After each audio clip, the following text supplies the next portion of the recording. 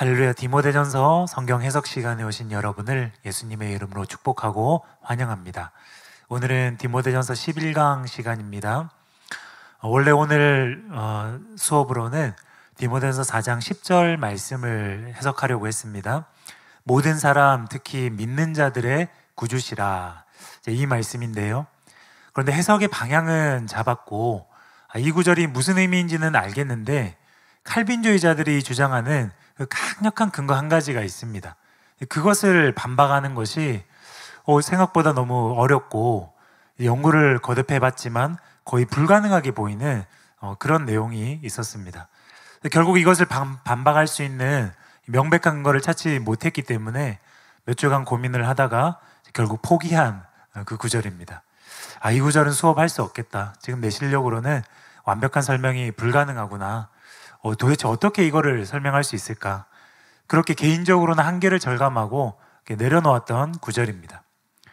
근데 며칠 전 밤에 문득 이제 그 구절이 다시 생각이 나는 거예요. 그래서 혹시 하는 마음에 자기 전에 이제 묵상을 다시 해봤습니다. 근데 제 실력으로는 도저히 이런저런 방법으로도 알 수 없었던 구절이 갑자기 실마리가 잡히기 시작하는 거예요. 그러더니 놀랍게도 그 구절이 깨달아졌습니다. 그래서 가족들이 자려고 다 누워 있는데 일어나가지고 이제 그 요지를 녹음하고 주님께 감사드리고 그런 시간을 가졌습니다. 근데 문제는 너무 늦게 말씀을 깨달았습니다. 정리할 시간이 이번 주에는 도저히 없었습니다. 그래서 오늘은 다루지 못하고 다음 주나 마지막 수업 때 이 구절을 다룰 예정입니다. 양해해 주시고 또 기대하는 마음으로 조금만 기다려 주시기 바랍니다. 그래서 디모데전서 4장 10절은 다음에 나누게 될 것이고 오늘은 먼저 디모데전서 5장의 젊은 과부에 대해서 수업을 하겠습니다. 젊은 과부가 저버린 처음 믿음은 무엇인가? 이런 제목으로 오늘 수업을 하겠습니다. 부부는 하나님께서 짝지어 주신 서로 돕는 배필입니다. 그러나 안타깝게도 배우자를 사별한 경우에 성경이 재혼을 허락하고 있을까요? 아니면 금지하고 있을까요? 다음 구절에 그에 대한 답이 있습니다. 고린도전서 7장 39절입니다. 아내는 그 남편이 살아있는 동안에 매여 있다가 남편이 죽으면 자유로워 자기 뜻대로 시집갈 것이나 주 안에서만 할 것이니라. 이처럼 아내는 남편이 죽으면 자유롭게 재혼할 수 있습니다. 그런데 이 과부의 재혼은 오늘날과는 차원이 다른 문제입니다. 하느냐 마느냐의 문제가 아니라 먹고 사느냐 못 사느냐, 그런 생존의 차원의 문제였습니다. 당시 사회는 여성들의 사회 활동이 극도로 제한되어 있었고 과부가 취직할 길이 막막했기 때문입니다. 그래서 남편의 사별이라는 것은 곧 이 과부가 극빈층으로 전락함을 의미했습니다. 그리고 지금과 달리 고대에는 이런 극빈층들을 구제하는 행정기관의 복지 사업이 거의 없었습니다. 따라서 자신을 부양해 줄 남편이나 장성한 아들이 없는 과부들은 이런 현실적인 이유 때문에 재혼을 해야 했습니다. 그래서 당시 로마법도 50세 이하의 과부들은 남편이 죽은 지 2년 내에 재혼할 것을 요구했습니다. 이처럼 성경에서 정당한 재혼이 허락되고 있고 사회법도 재혼을 권장했습니다. 그런데 이것과는 모순되는 말씀이 오늘 본문에 나온다는 것입니다. 오늘 본문 말씀은 디모데전서 5장 9절에서 15절 말씀입니다. 제가 읽겠습니다.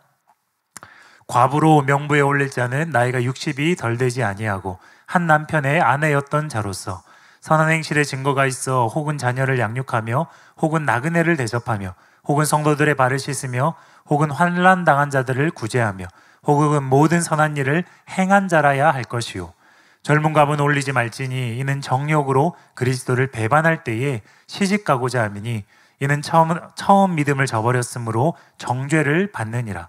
또 그들은 게으름을 익혀 집집으로 돌아다니고 게으를 뿐 아니라 쓸데없는 말을 하며 일을 만들며 마땅히 아니할 말을 하나니 그러므로 젊은이는 시집가서 아이를 낳고 집을 다스리고 대적에게 비방할 기회를 조금도 주지 말기를 원하노라. 이미 사탄에게 돌아간 자들도 있도다. 잠깐 띄워주시고요. 여기 11절 12절을 보시면요, 바울이 젊은 과부가 재혼하는 것을 그리스도를 배반하는 것이라고 하면서 매우 강한 어조로 비판합니다. 또 그들이 재혼하는 것은 12절에 처음 믿음을 저버리는 것이다. 정죄를 받는 것이다. 그렇게까지 말합니다. 네, 이제 괜찮습니다. 이것은 재혼에 대한 바울 서신의 다른 말씀들, 고린도서 7장 말씀이나 로마서 말씀들과는 매우 모순이 되는 것처럼 보입니다. 아니, 다른 바울 서신으로 갈 것도 없이 바로 뒤에 14절과도 모순이 되는 것처럼 보입니다. 14절 말씀을 보면요. 그러므로 젊은이는 시집가서 아이를 낳고 집을 다스리고 대적에게 비방할 기회를 조금도 주지 말기를 원하노라. 11절, 12절에서는 재혼하니까 문제가 된다고 했다가 14절에서는 재혼하라고 지금 말하고 있습니다. 그래서 윌리엄 바운스는 이렇게 의문을 제기합니다. 이 단락에 구체적인 것들을 해석하기 쉽지 않다. 재혼이 심판의 표지가 되고 유별나게 적대적인 용어를 가져오게 하는 끔찍한 그들의 자기 방종은 왜 그러한가?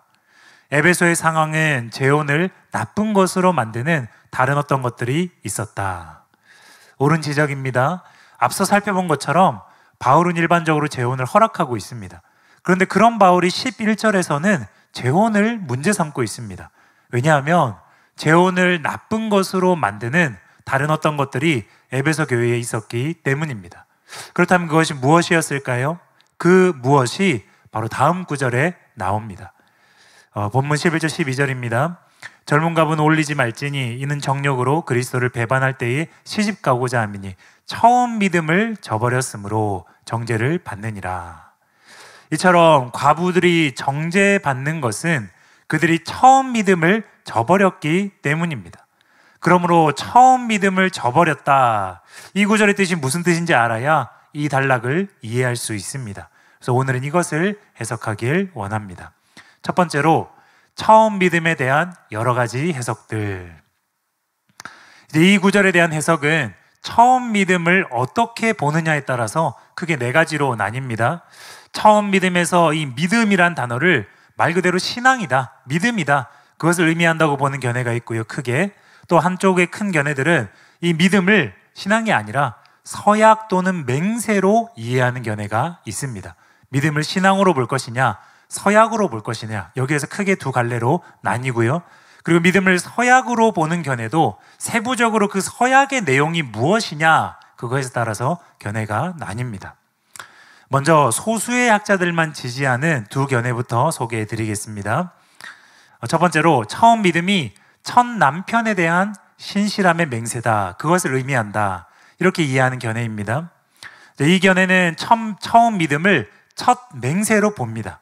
그런데 그 맹세의 내용이 무엇이냐? 그것은 젊은 과부가 과거에 결혼할 때에 과거의 첫 남편에게 신실함을 맹세한 것을 이 처음 믿음이라고 표현한 거다, 첫 맹세라고 말하는 거다, 이렇게 이해합니다. 그런데 그 젊은 과부가 사별했다 해서 재혼을 하게 되면 이것은 남편에 대한 신의를 저버리는 것이고 남편에게 했던 첫 맹세를 깨뜨리는 행위가 된다는 것입니다. 그래서 젊은 과부는 정조를 저버린 아내라는 그런 정죄를 받는다는 것입니다. 그러나 이 견해는 타당성이 없습니다. 왜냐하면 바로 뒤 14절에서 바울이 재혼을 권하고 있기 때문입니다. 그러므로 젊은이는 시집가서 아이를 낳고 집을 다스리고 대적에게 비방할 기회를 조금도 주지 말기를 원하노라. 만약에 이 견해가 옳다면 젊은이는 재혼을 하지 말아야 한다, 이렇게 말해야 맞는 것이지요. 남편에 대한 신의를 지켜야 한다, 이렇게 말해야 맞는 것이지요. 그게 아니라 바울은 지금 과부들에게 적극적으로 재혼을 독려하고 있습니다. 남편에 대한 신의를 저버리도록 과부들을 적극적으로 독려하고 있다는 이상한 결론이 나오게 되는 것입니다. 만약에 이 견해가 옳을 경우에요. 바울은 과부들이 첫 남편과 정절을 지키는 사역을 했느냐 안 했느냐, 그런 것을 따지지 않습니다. 그런 여부와는 상관없이 그냥 남편을 사별하게 되면 과부들은 자유하다, 그렇게 성경에 말합니다.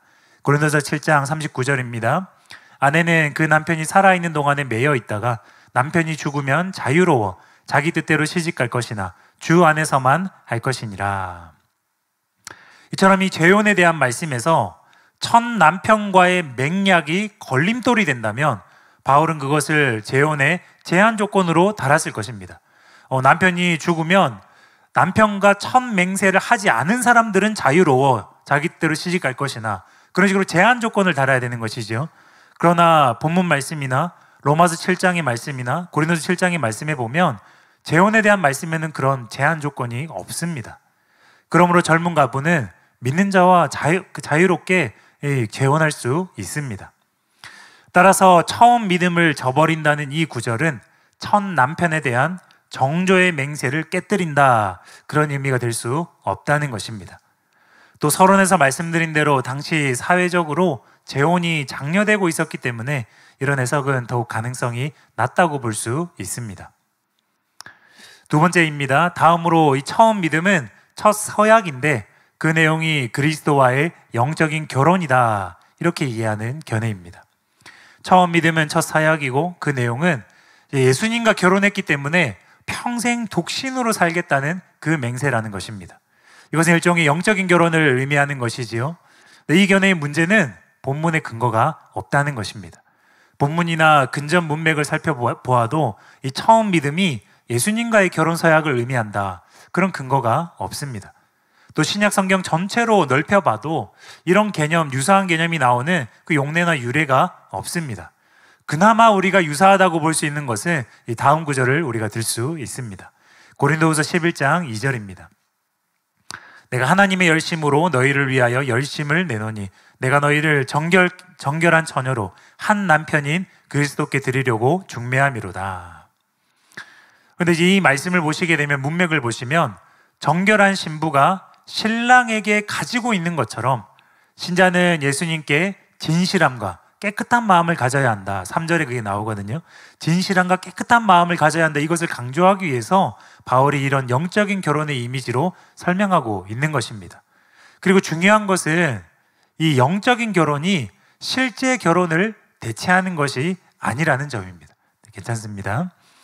영적인 결혼을 했어도 초혼이나 재혼을 얼마든지 해도 된다는 것입니다.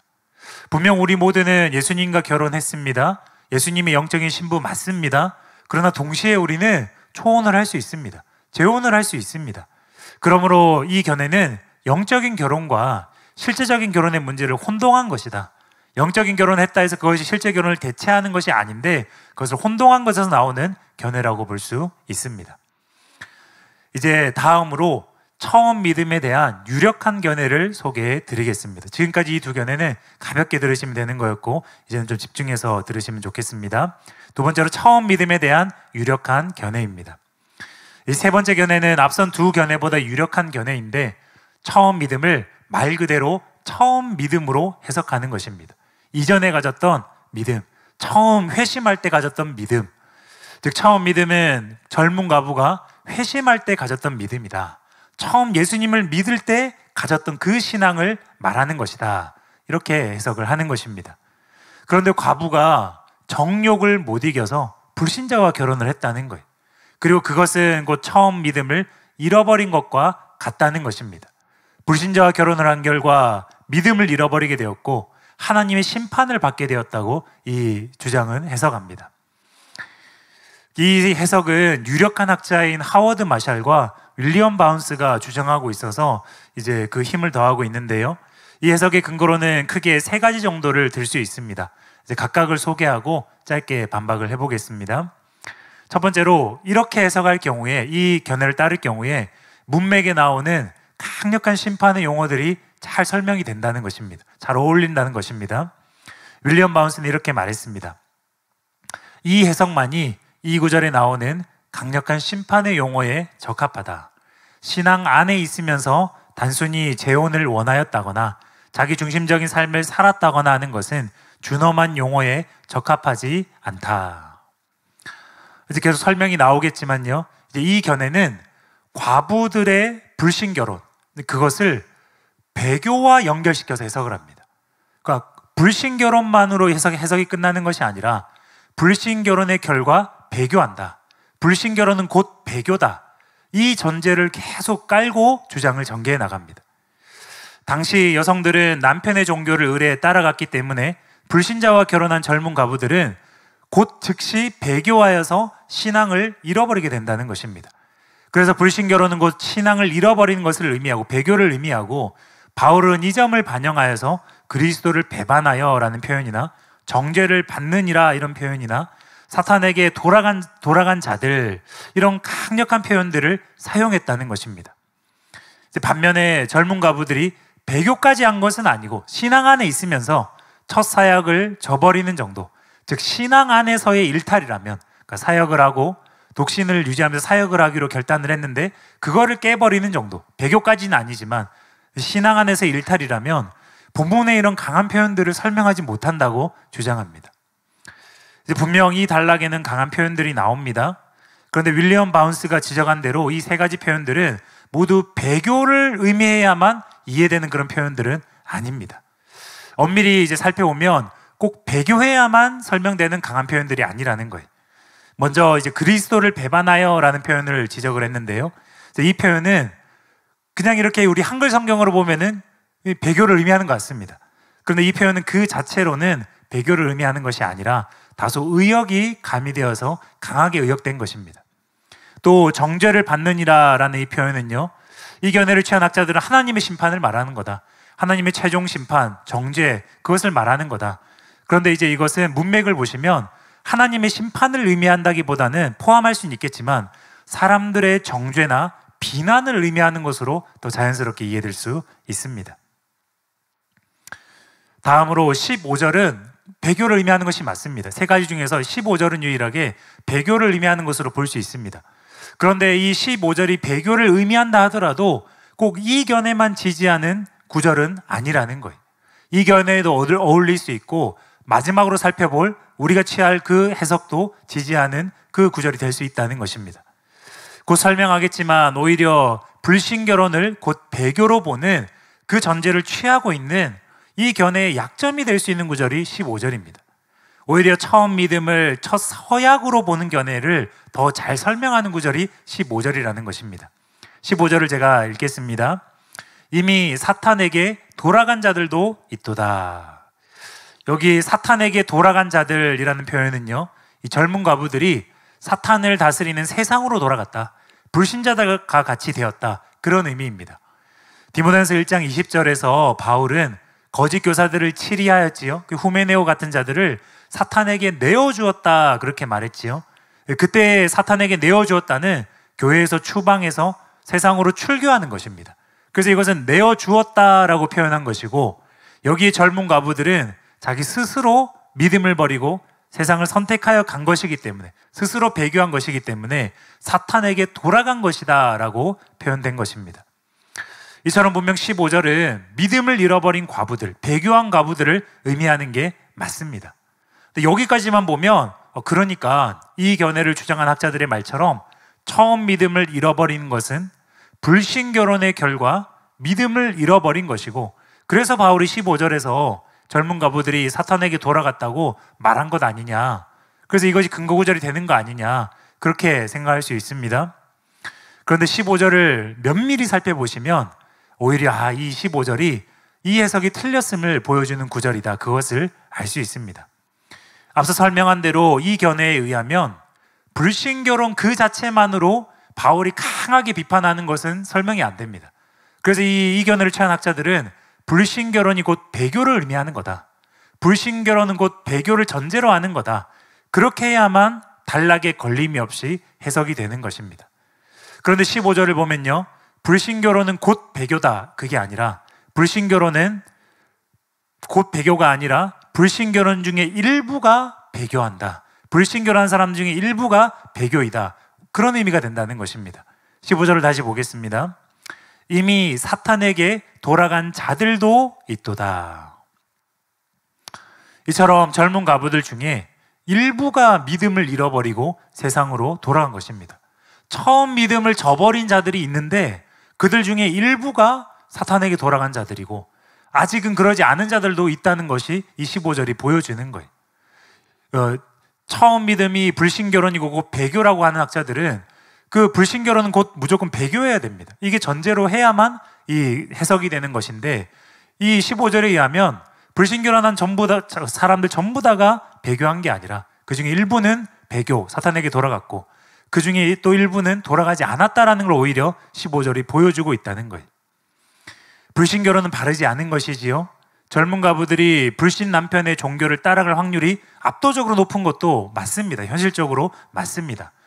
그러나 우리가 상식적으로 생각해 볼 때에 당시 문화를 아무리 반영한다 하더라도 불신 결혼을 했다 해서 무조건 배교하게 되는 것이냐, 불신 결혼하면 무조건 다 배교하는 것이냐, 그것은 지나친 주장일 수 있다는 것입니다. 분명 그 중에는 불신 결혼을 했지만 회개하고 믿음을 회복한다거나 불신 결혼에도 불구하고 믿음을 지키는 자들도 그 중에는 분명히 있을 것이기 때문입니다. 그러므로 이 12절에 처음 믿음을 버리고는 불신 결혼으로 인한 배교를 의미하는 것이 아닙니다. 엄밀히 말하자면 이것은 배교의 전 단계입니다. 그러므로 15절의 표현처럼 젊은 가부들이 처음 믿음을 저버리고 정죄를 받고 있는데 그 중에 일부는 신앙을 잃어버리고 배교하였다, 이렇게 이해하는 것이 문맥에 더 자연스럽다는 것입니다. 이제 다음으로 이 견해를 취한 학자들은 이 본달락의 강한 표현들이 불신 결혼으로 인한 배교에만 어울린다고 말합니다. 그러나 이 표현들은요, 과부들이 교회와 공식적인 서약을 맺었다가 그것을 깨뜨린 일에도 잘 어울리는 표현입니다. 이 견해에 의하면 젊은 과부들은 그냥 불신 결혼한 것이죠. 공식적으로 독신의 맹세를 하지 않았습니다. 교회와 어떠한 공식적인 관계로 들어가지 않은 것으로 이해합니다. 단지 바울이 그들이 무분별하게 불신 결혼을 했고 그래서 배교하고 믿음을 잃어버리는 것을 비판하고 있다고 이 견해를 주장하는 학자들은 이해합니다. 그러나 여러분 한번 생각해 보십시오. 젊은 과부가 개인적으로 불신 결혼하고 배교하는 것, 자, 이쪽 하나 하고 또 그가 교회와 회중 앞에서 공개적으로 독신을 서약해서 과부 명부에 들어가서 교회의 공식적인 사역자로 활동을 하다가 이것을 깨뜨리고 재혼하는 것, 정욕을 못 이겨서 재혼하는 것, 이 전자와 후자 중에 어떤 것이 더 비난을 받아야 마땅할까요? 어떤 것이 더 공개적으로 하나님의 교훈과 교회의 명예를 떨어뜨리는 행위일까요? 전 당연히 후자라고 생각을 합니다. 젊은 과부들은 개인적인 신념 때문이 아니라 그리스도와 교회를 섬기기 위해서 독신을 공개적으로 서약했습니다. 심지어 재정 지원을 받으면서 사역했습니다. 이런 공개적이고 특수한 관계로 들어간 젊은 과부들은 감독 수준은 아니었겠지만, 장로들 수준은 아니었겠지만 당연히 대외적으로 사역하는 자로서, 교회를 섬기는 자로서 교회의 이미지에 큰 영향을 주는 그런 지위들을 가졌을 것입니다. 그런데 그들이 서약을 깨뜨리고 정욕에 못 이겨서 재혼을 했다면 이것이 얼마나 하나님의 교훈과 교회에 좋지 않은 영향을 미쳤을까요? 그래서 바울이 강한 어조로 그것을 비판하고 있는 것입니다. 그래서 하워드 마샬은 불신 결혼과 배교를 의미한다, 처음 믿음이, 그 주장을 취하면서도 정직하게 이렇게 말합니다. 강한 표현이긴 하지만 만약 이 문제가 불신자와의 결혼을 원하고 남편의 종교적 입장을 채택하는 것이라면 저자는 정당하다고 느꼈을지도 모른다. 그러니까 하워드 마샬도 단지 불신 결혼에 대해서만 이렇게 강하게 바울이 표현하는 것은 무리가 있다는 것을 인정하고 있는 것입니다. 그래서 불신 결혼만으로는 부족하고 이것이 배교까지 의미한다고 전제해야만 이 바울의 이런 강한 표현들이 이해될 수 있다고 말하는 것입니다.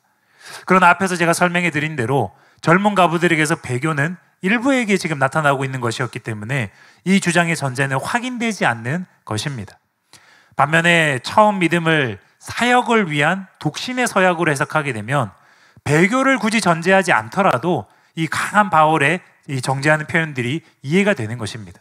이들은 공식적으로 교회의 명예를 실추시켰기 때문입니다.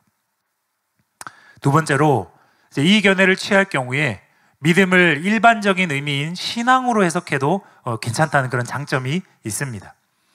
여기서 믿음은 여러분 잘 많이 들어보셨겠지만 피스티스라는 단어입니다. 피스티스는 보통 믿음이나 신실함을 의미하고 종종 바른 진리를 의미합니다. 그리고 매우 특수한 경우에만 서약이나 맹세를 의미합니다. 그런데 이제 이 견해를 취하게 되면 이런 특수한 용례가 아니라 피스티스의 광범위하고 일반적인 의미, 믿음, 신앙, 그것을 그대로 써도 된다는 장점이 있다는 것입니다. 그런데 여러분이 들으시면서도 이제 아셨겠지만 이런 것은 해석을 결정하는 결정적인 근거가 될 수 없습니다. 단어가 늘 일반적인 의미로만 쓰여야 할 필요는 없기 때문입니다.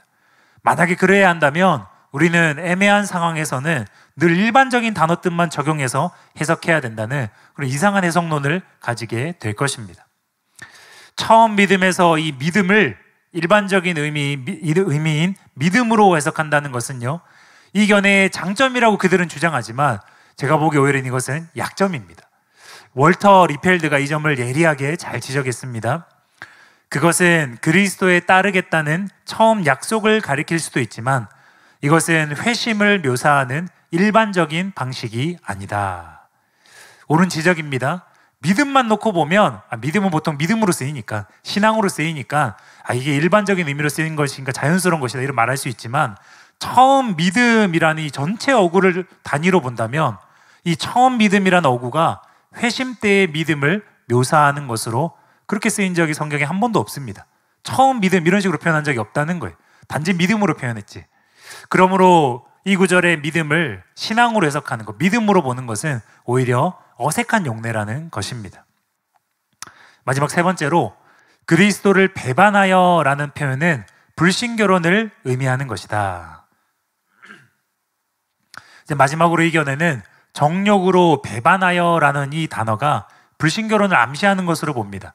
그래서 이 강한 어조의 단어가 자기들의 견해를 지지하는 근거라는 것입니다. 그런데 이제 여기서 정욕으로 배반하여라고 번역된 이 단어는 방탕하다라는 단어에서 유래한 단어입니다. 기본적인 의미가 방탕하다인데 거기서 파생된 단어라는 것입니다. 그래서 신약 성경에서 여기에만 딱 한 번 쓰인 그런 단어입니다. 그런데 이 기본적인 단어에서 카타라는 전치사가 붙어 있어서 이 카타는 뭐뭐에 대하여, 뭐뭐를 향하여 그런 의미인데요. 그래서 그리스도에 대항하여 방탕하게 행하다.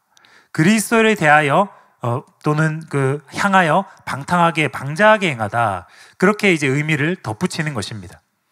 그래서 이 단어의 의미는 젊은 가부들이 정욕 때문에 방탕하게 행하게 되었고 그것은 곧 그리스도를 거스르는 것이다. 이런 의미라는 거예요. 즉 배반하다라는 부분은 이 단어의 의미에는 없는 것입니다. 의역입니다.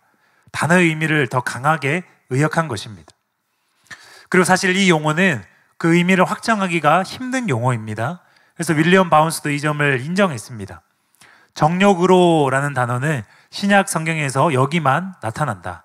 이 용어를 정확하게 정의하기가 쉽지 않지만 BAGD는 그 용어를 방자하게 되어로 정의하고, 이처럼 단어의 뜻을 명확하게 정의하기가 어렵습니다. 그런데 이런 불확실한 뜻을 근거로 주장을 전개해 나가는 것은 타당성이 약할 수밖에 없습니다. 더 나아가서 단어의 이런 뜻, 정욕으로 이제 거슬러, 정욕으로 무엇을 대항하여, 이런 뜻은 이 견해에만 어울리는 것이 아닙니다. 방자하게 행하다, 정욕으로 거스르다, 이런 뜻은 처음 믿음을 처음 서약으로 해석하는 견해, 독신의 서약으로 해석하는 견해에도 잘 어울린다는 것입니다. 윌리엄 바운스가 설명한 대로 이 정욕으로라는 단어는요, 자기 마음대로 방자하게 행하다, 그런 뜻입니다. 그러므로 이것은 자기 마음대로 방자하게 불신결혼을 하다, 이렇게 이해할 여지가 분명히 있지요.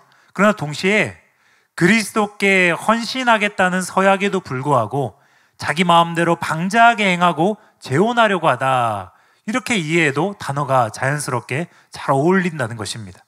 그러므로 이 단어를 근거로 해석을 결정할 수는 없다는 것입니다. 이상 살펴본 바와 같이 이 처음 믿음을 회심 때의 믿음으로 이해하고 그것을 젊은 가부들의 불신결혼을 문제라고 보는 이 견해는 그 근거들의 타당성이 다소 떨어지는 그런 견해라고 할 수 있습니다. 이제 이 구절의 바른 해석이 무엇인지 마지막으로 살펴보겠습니다. 세 번째입니다. 처음 믿음에 대한 바른 해석. 이 구절에 대한 마지막 해석은 처음 믿음이 과부의 단체로 들어가기 위한 가부 명부에 등록할 때 했던 그 독신의 서약이라는 견해입니다. 다시는 결혼하지 않고 그리스도를 위한 사역에 헌신하겠다는 독신의 서약을 젊은 가부들이 했다는 것입니다. 그렇기 때문에 이들이 재혼하는 것은 이 서약을 깨뜨리는 것이기 때문에 바울이 비판하고 있다는 것입니다. 먼저 처음 믿음에서 이 믿음은 피스티스인데요, 이 단어에는 서약이나 맹세라는 의미도 있습니다. 원래 이 피스티스라는 단어의 유래가 무엇이냐면 계약을 하거나 약정을 한 당사자 사이에 서로를 존중하고 그 계약을 성실히 이행하는 그런 행동을 나타내는 단어였다고 합니다. 계약을 신실하게 성실하게 잘 지키는 행동, 그것이 믿음직한 것이고 믿을 만한 행동이죠. 이런 점을 생각할 때에 쉽게 이해가 되실 것입니다. 그래서 고대 헬라어에는 이 단어에 서약이나 맹세라는 의미가 있었습니다. 성경의 용례가 부족함에도 불구하고 이 해석이 옳은 이유는요, 이 해석만이 문맥과 일치하기 때문입니다. 그것을 설명해 드리겠습니다. 첫 번째로 문맥은 재정 지원을 받으면서 사역하는 과부에 대한 설명입니다. 디모데전서 5장을 크게 보면 이 5장은 교회에서 사례비를 받거나 또 교회에서 재정 지원을 하는 그런 그룹들에 대한 설명입니다. 먼저 3절에서 8절은요, 일상적인 구제를 지원받는 참과부에 대한 설명입니다. 또 9절부터 15절은 과부들 중에서 교회 사역과 봉사를 담당하면서 생활비 전체를 지원받는 일종의 사역과부, 용어를 만들자면 사역과부에 대한 설명입니다. 그리고 17절부터는요, 사례비를 받는 목회자 집단인 장로에 대한 설명입니다. 그래서 디모데전서 5장은 존대하라 라는 이 단어로 크게 묶을 수 있는, 설명할 수 있는 그런 장입니다. 3절과 17절을 같이 보면요, 참 과부인 과부를 존대하라. 또 17절에요, 잘 다스리는 장로들은 배나 존경할 자로 알되 말씀과 가르침에 수고하는 이들에게는 더욱 그리할 것이니라. 여기 존대하라, 또 존경하라, 원어로는 같은 단어입니다. 이 단어에는 존경하라는 태도뿐만 아니라 이들을 재정적으로 지원하라, 그러함으로써 존경하고 존대하는 의미를, 마음을 나타내라, 그 의미가 함께 들어있는 단어입니다. 괜찮습니다. 이처럼 디모데전서 5장은 교회에서 재정을 지원해야 할 그 그룹에 대한 설명입니다. 그런데 이 중에서 9절부터 15절은 단지 구제 차원에서 지원받는 과부가 아니라 생활비 전체를 지원받으면서 교회를 공식적으로 사역하며 섬기는 이 사역 과부에 대한 설명입니다. 이 점에 대한 자세한 설명은 학장님의 책 과부명부라는 책에 잘 나타나 있기 때문에 그것을 참고하시면 되겠습니다. 이 강의에서는 한 가지만 그 근거를 설명하겠습니다. 그것은 바울이 참 과부와 과부로 명부에 올릴 자를 구별하여서 주어를 설정하고 자질을 설명하고 있다는 것입니다. 이제 디모데전서 5장 3절과 5절 또 9절부터 10절을 한 화면으로 함께 비교해서 보시겠습니다. 3절 5절을 먼저 제가 읽겠습니다. 참 과부인 과부를 존대하라. 참 과부로서 외로운 자는 하나님께 소망을 두어 주야로 항상 간구와 기도를 하거니와. 또 9절부터 10절을 보면요, 과부로 명부에 올릴 자는 나이가 60이 덜 되지 아니하고 한 남편의 아내였던 자로서 선한 행실의 증거가 있어 혹은 자녀를 양육하며 혹은 나그네를 대접하며 혹은 성도들의 발을 씻으며 혹은 환난 당한 자들을 구제하며 혹은 모든 선한 일을 행한 자라야 할 것이요. 여러분 보십시오. 자세히 살펴보시면 바울이 지금 다른 그룹에 대한 설명을 하고 있음을 알 수 있습니다. 이 참과부 집단은 5절의 자격을 갖춘 자들이고 이들은 일상적인 구제 대상입니다. 예루살렘 교회에서 유대파 헬라인 또 헬라파 유대인, 제가 말을 잘못했지요. 아무튼 그 두 그룹의 과부들을 매일매일 식사 섬김을 하고 구제를 했던 것처럼 이들에게는 매일의 식사와 생활이 가능한 정도의 지원이 필요합니다. 반면에 이제 9절 10절에 나오는 과부로 명부에 올릴 자, 이것은 참 과부와 주어부터가 다르지요. 다른 집단에 대한 설명이라는 것입니다. 이들은 참 과부보다 더 많은 자질이 요구됩니다. 그리고 이 10절에 나온 이 사역 과부에 대한 여러 자질들은 집사의 자질과 유사하고요. 특히 마지막에 모든 선한 일을 행하여 자라야 할 것이요, 이것은 여집사에게 마지막으로 요구되었던 모든 일에 충성된 자라야 할지니라, 그런 것과 같이 이 포괄적인 자질을 요구하는 그런 표현이라는 것입니다. 여러분 한번 생각을 해보십시오. 교회가 단지 구제할 대상을 선정하는데 이런 많은 자질을 요구할까요? 그럴 리가 없지요. 이들은 공식적으로 사역을 감당하고 생활비 전부를 일종의 사례금으로 지원받는 그런 사역 과부들이었다고 보는 것이 타당합니다. 이제 괜찮습니다. 이처럼 문맥은 사역 과부에 대한 것입니다. 이것을 염두에 두십시오. 이게 왜 중요하냐면 젊은 과부의 문제가 바로 이 사역 과부의 문맥에서 연결되며 나온 것이기 때문입니다. 세 번역으로 디모데전서 5장 9절 11절을 보면요, 과부로 명부에 올릴 리는, 또 11절에 젊은 과부는 명단에 올리는 것을 거절하십시오. 여러분 보십시오. 바울은 그냥 젊은 과부의 문제를 말하는 것이 아닙니다. 젊은 과부들이 명부에 올라가는 문제를 다루고 있습니다. 즉 젊은 과부들이 사역 과부가 되는 것을 다루고 있다는 것입니다. 그러므로 문맥은 젊은 과부들의 믿음이나 과부들의 회심과 관계된 것이 아니라, 만약에 그런 것과 관계된 것이라면 아까 처음 믿음을 믿음으로 보는, 회심 때의 믿음으로 보는, 결단이나 약속으로 보는 그 해석이 맞다는 근거가 되겠지요. 근데 문맥이 그것이 아니라는 것입니다. 문맥은 그것이 아니라 그들이 경제적으로 지원을 받고 사역을 하는 것과 관련됩니다. 그러므로 처음 믿음도 젊은 과부들의 회심과 관련해서 해석하기보다는 사역과 관련해서 해석하는 것이 자연스럽다는 것입니다. 과부 명부는 말 그대로 과부로서 사역하는 자들에 대한 명부입니다. 그들은 과부이기 때문에 일단 다른 과부들과 마찬가지로 구제를 할 필요성이 있었습니다. 그런데 그들은 동시에 사역자들로서의 자질도 갖춘 자들이었습니다.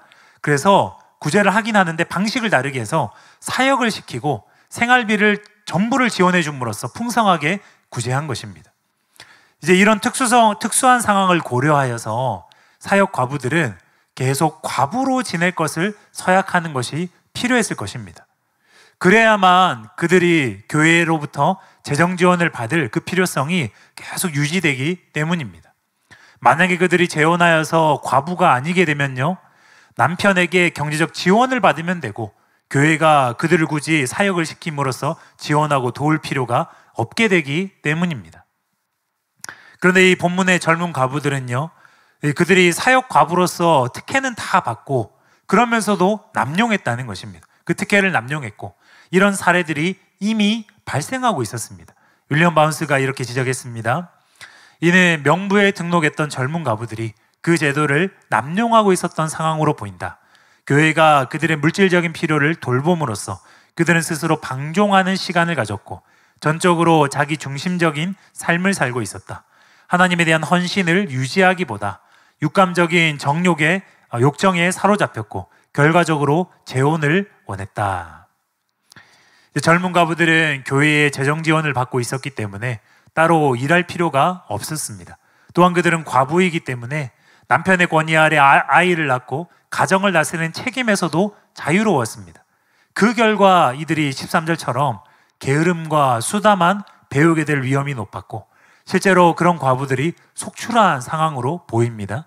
현재 시제를 썼다거나 15절에 이미 사탄에게 돌아간 자들 있도다, 이렇게 현실에서 이미 일어난 일로 기술하고 있는 이런 점들을 볼 때에 이게 그냥 상상하는 것이 아니라 이미 에베소 교회에서 일어나고 있는 상황에 대해서 바울이 문제점을 인식하고 교정하기 위해서 이런 권면을 하고 있다는 것입니다. 젊은 과부들은 또 아직 젊었기 때문에 욕정에 못 이겨서 결혼하고 싶어할 유혹도 많이 받았을 것입니다. 그래서 바울은 재정 지원은 지원대로 받으면서 사역에는 집중하지 않고 정욕에 사로잡혀 재혼을 원하는 이 젊은 과부들의 문제를 다루고 있는 것입니다.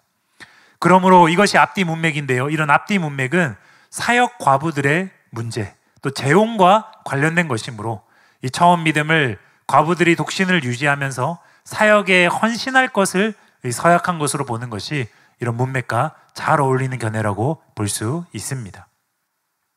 두 번째로, 젊은 과부들이 정죄당하는 것은 불신결혼 때문이 아니라 재혼 때문입니다. 여러분이 주의 깊게 본문을 살펴보시면 젊은 과부들의 문제로 바울이 들고 있는 것은 불신결혼이 아니라는 것을 알 수 있습니다. 그것은 학자들의 추정일 뿐이고 바울은 단지 그들의 재혼을 문제 삼고 있습니다. 간단한 것 같지만 이것이 결정적인 증거입니다. 공동번역 버전으로 11절 12절을 다시 보면요, 젊은 과부들은 그 명단에 올려주지 마시오. 그들은 그리스도를 저버리고 정욕에 이끌릴 때에 다시 결혼할 마음이 생기게 되고 따라서 그리스도께 헌신하겠다던 처음의 약속을 깨뜨리게 될 것입니다. 그러면 사람들의 비난을 받게 될 것입니다. 참 이제 결론 내에 말씀드리겠지만 공동번역이 깔끔하게 지금 번역을 너무 잘했습니다. 공동번역이 제가 알기로는 개신교에서도 또 천주교에서도 여러 이제 그 계파들의 학자들이 참여해서 같이 번역을 한 것으로 알고 있는데 이제 이런 면에서 참 번역이 잘 된 것들이 실제로 많습니다. 또 이제 개역 개정에도 이런 부분들을 알 수가 있는데요. 11절 12절을 보면요. 젊은 가부는 올리지 말지니 이는 정욕으로 그리스도를 배반할 때에 시집 가고자 함이니 처음 믿음을 저버렸으므로 정죄를 받느니라. 여러분 보십시오. 12절은 결과입니다. 그리고 11절 하반절이 젊은 가부들이 저지른 문제의 내용입니다. 근데 바울은 단지 재혼을 문제 삼고 있습니다. 시집 가고자 함이니, 이 표현을 보면요, 그들의 불신 결혼이 문제가 아니라 단지 재혼이 문제라는 것을 알 수 있습니다. 이렇게 성경이 표현하고 있는 것에 면밀히 주의해서 딱 거기에 집중해서 해석을 해야 된다는 것입니다. 그럼 다른 이들에게는 허용되고 또 권장되기까지 하는 재혼이 이들에게만큼은 금지 사항이 되고 있기 때문에 바울이 이런 말을 하고 있는 것입니다. 이것이 결정적인 근거입니다. 이제 괜찮습니다. 원래 재혼은 허용되는 것이기 때문에 문제 삼으면 안 되는 것이지요. 그러나 이 구절의 젊은 가부들에게는 재혼하면 안 되는 특수한 사정이 있습니다. 왜냐하면 처음 믿음이 사역에 헌신하겠다는 독신의 서약이었기 때문입니다. 이렇게 볼 경우에 재혼은 곧 젊은 가부들이 사역을 저버리는 것이 되는 것입니다. 사역을 저버리는 것은 곧 그리스도의 일을 버리는 것이 되고 첫 서약을 깨뜨리는 것이 되는 것입니다. 이처럼 젊은 가부들에게 재혼하면 안 된다는 금지 조항이 먼저 있어야만 바울이 재혼을 문제 삼는 것이 말이 되는 것입니다. 그러므로 바울이 재혼을 문제 삼고 있다는 것 자체가 처음 믿음이 독신의 서약임을 알려주는 것으로 우리가 볼 수 있다는 것입니다. 세 번째, 마지막으로 바울의 해결책은 불신 결혼을 금하는 것이 아니라 재혼하라는 것입니다. 본문 14절 9절은 11절부터 13절까지 제기된 그 문제에 대한 바울의 해답입니다. 왜냐하면 14절이 그러므로 라는 표현으로 시작하기 때문입니다. 14절을 다시 보면요. 그러므로 젊은이는 시집가서 아이를 낳고 집을 다스리고 대적에게 비방할 기회를 조금도 주지 말기를 원하노라. 이 구절 한번 보시기 바랍니다. 이처럼 14절은 앞선 문제에 대한 바울의 해답입니다. 그런데 바울이 제시하는 해답이 젊은 가부들은 불신 결혼을 하지 말고 처음 믿음을 지키라, 그렇게 말하지 않았다는 거예요. 젊은 가부들은 과부 명부에 들어가지 말고 그냥 시집 가라, 시집을 가서 아이를 낳고 집을 다스려라. 이것이 바울의 해답이라는 것입니다. 괜찮습니다. 만약 이 12절에 처음 믿음을 깨뜨리는 것이 불신자와의 결혼을 의미하는 것이라면 14절에서 바울이 단지 시집가서라고 이렇게 해결책을 제시할, 표현할 리가 없다는 것입니다. 이 불신결혼이라고 믿는 학자들의 견해가 옳다면 지금 문제가 되는 것은 불신결혼이기 때문에 다음 구절처럼 명확하게 표현해야만 자연스러운 것입니다. 고린도서 7장 39절입니다. 아내는 그 남편이 살아있는 동안에 매여 있다가 남편이 죽으면 자유로워 자기 뜻대로 시집갈 것이나 주 안에서만 할 것이니라. 만약에 불신결혼이 문제라면 바울이 불신결혼하지 말라고 방금 구절처럼 명시적으로 표현을 해야 합니다. 그리고 그 표현할 필요성은 고린도전서 7장보다 디모데전서 5장이 더 크다고 볼 수 있습니다. 그런데도 이 단락에서 바울은 주 안에서의 결혼을 해결책으로 제시하지 않습니다. 바울의 해결책은 그냥 재혼하라, 이것입니다. 그러므로 과부 명부에 들어가지 말고 재혼하라 라는 이런 바울의 해결책은 불신결혼이 문제가 아니라 단지 재혼이 문제였다는 것을 거꾸로 우리에게 알려주는 것입니다. 재혼은 죄가 아니지만 재혼을 하지 않겠다는 서약을 한 젊은 가부들에게는 죄가 되는 것입니다. 이렇게 이해해야만 14절이 이해가 되고 11절, 12절도 이해가 된다는 것입니다.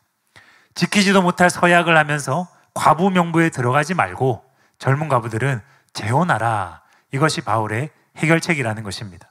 그러므로 처음 믿음은 과부 명부에 들어갈 때에 그들이 했던 독신의 서약으로 보는 것이 맞는 것입니다. 이제 결론을 말씀드리겠습니다. 제가 오늘 좀 흥분을 했는지 평소보다 굉장히 빠르게 설명을 드렸네요. 시간이 빨리 지나갔네요. 민수기 30장 2절 말씀입니다.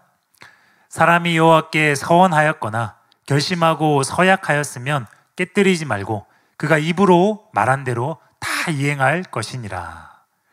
이처럼 하나님께 서원하는 것은 반드시 지켜야 합니다. 신명기 23장 21절에서 23절에도 나옵니다. 내 하나님 여호와께 서원하거든 갚기를 더디하지 말라. 내 하나님 여호와께서 반드시 그것을 내게 요구하시리니 더디면 그것이 내게 죄가 될 것이라.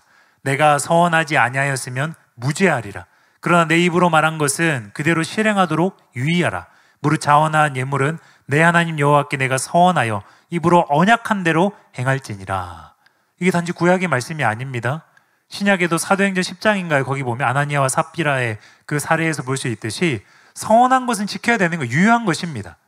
사람이 하나님께 예물 드리기로 서원했어도 반드시 언약한 대로 행해야 합니다.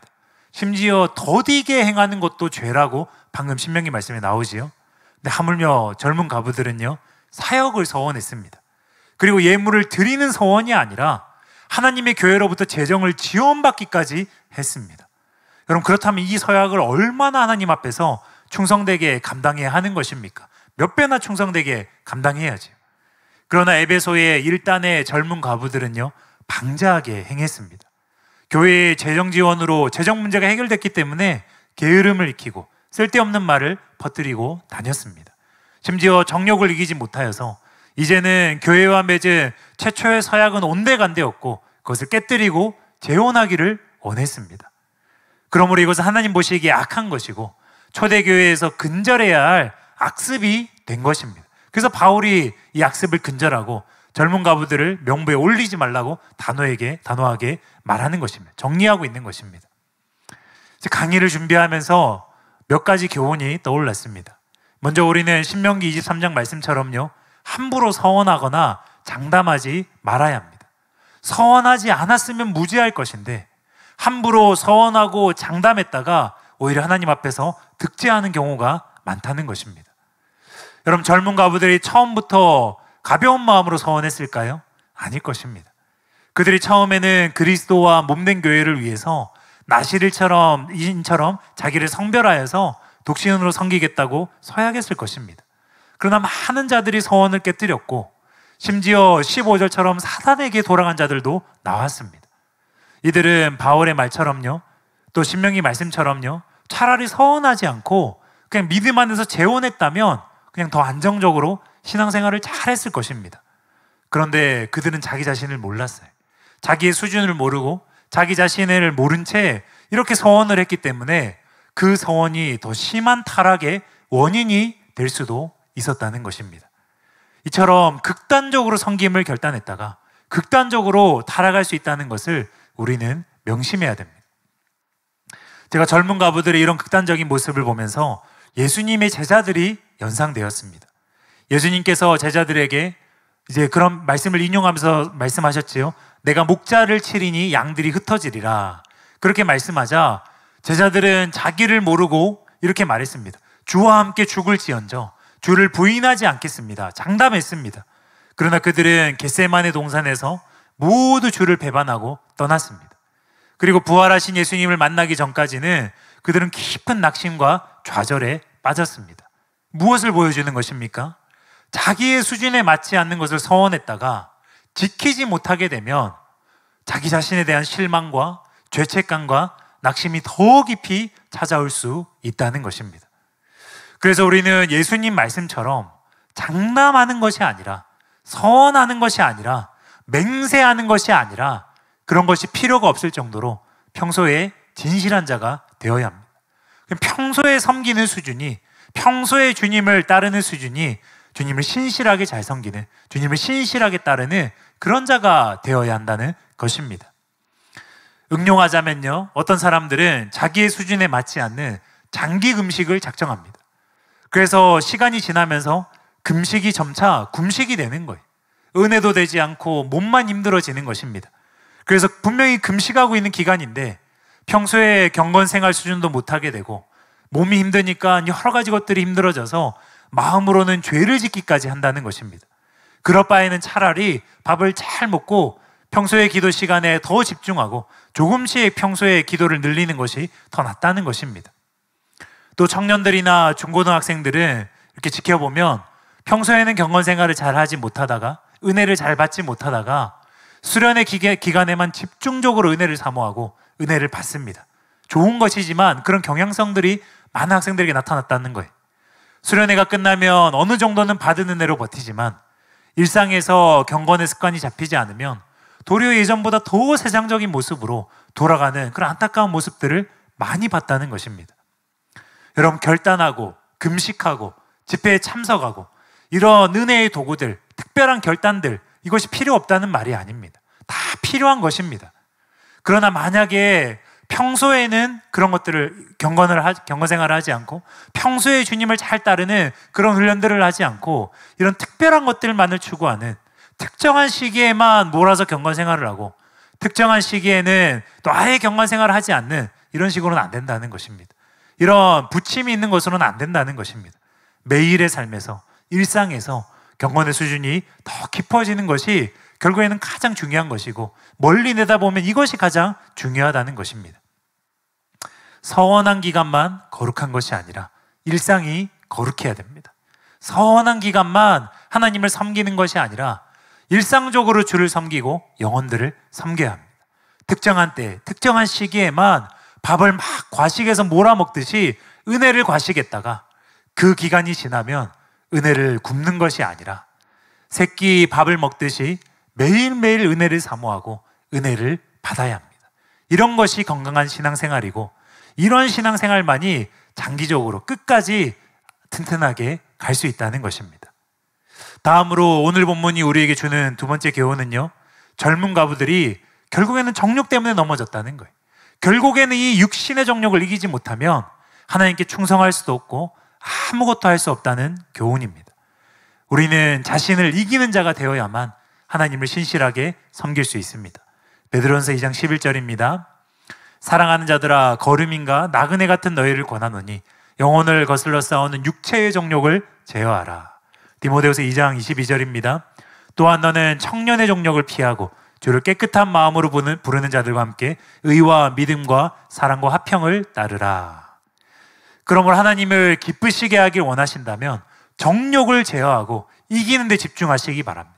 그리고 정욕은 이기려고 애쓴다고 이겨지는 것이 아니고, 이기기를 원한다고 해서 이겨지는 것도 아니고, 로마서 8장 말씀처럼 성령을 쫓아 행하여서 육신의 몸의 행실을 죽여야만 이길 수 있는 것입니다.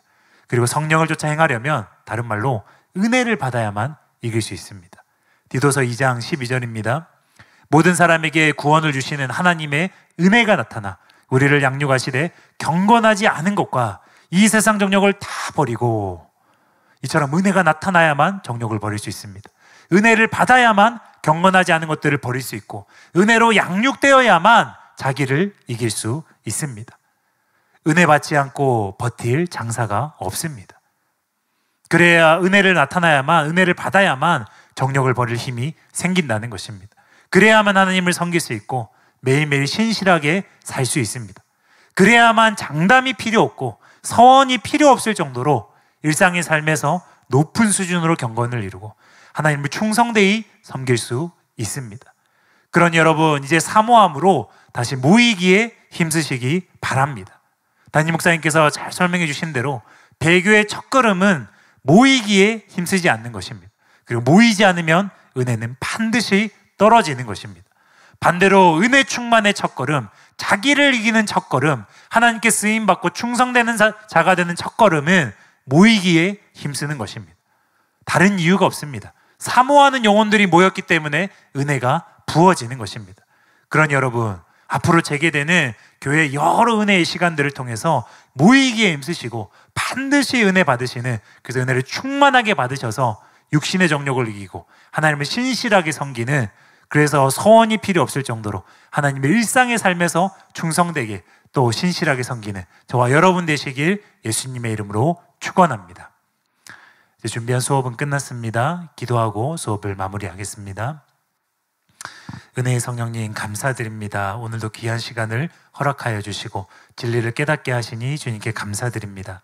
하나님, 젊은 가부들이 바른 마음으로 주님께 서약하고 헌신하고 주와 교회를 섬기겠다고 헌신했지만 하나님, 그들이 거류민이 되어서 이 세상을 살아가면서, 나그네가 되어서 이 세상을 살아가면서 너무나 악한 이 세상 가운데 또 처음 생각했던 것과는 다르게 시간이 지나면서 여러 유혹과 여러 시험으로 인하여서 그들이 정욕을 이기지 못하여서 서약을 깨뜨리게 되었습니다. 그러나 하나님, 우리는 은혜 가운데 머물므로써 모이기를 힘쓰고 은혜를 사모하여서 날마다 은혜를 받고 날마다 하나님께 붙어 있음으로써 서원이 필요 없을 정도로, 맹약이 필요 없을 정도로 하나님을 매일매일 섬기고 하나님을 사랑하는 우리 모두가 되게 하여 주시옵소서. 그리고 다시 한번 붙잡는 것은 하나님 앞에서 하는 모든 말과 행동들을 여러분 우리가 중요하게 또 그 무게감을 깨닫게 하여 주시옵소서. 하나님께 서원한 것은 무슨 일이 있더라도 지켜야 한다는 그 무게감을 깨닫게 하여 주시옵소서. 하나님께 약속드리고 하나님께 서약했던 것이 혹시나 있다면 주님 깨닫게 하시고, 그것을 지키지 못한 것을 회개하게 하시고 다시 한번 그것들을 지킬 수 있는 하나님 은혜를 주시고 힘을 더하여 주시옵소서. 우리의 마음을 아시는 주님께서 우리의 마음을 보시고 중심을 보시고 하나님을 충성되이 섬기고자 했던 그 마음을 보시고 은혜를 베푸사 하나님을 날마다 섬길 수 있도록, 끝까지 주님을 섬길 수 있도록 주님을 붙들어 주시고 은혜를 베풀어 주시옵소서. 주님 감사드립니다. 예수님의 이름으로 기도드리옵나이다. 아멘. 수업 들으시느라 수고하셨습니다. 감사합니다.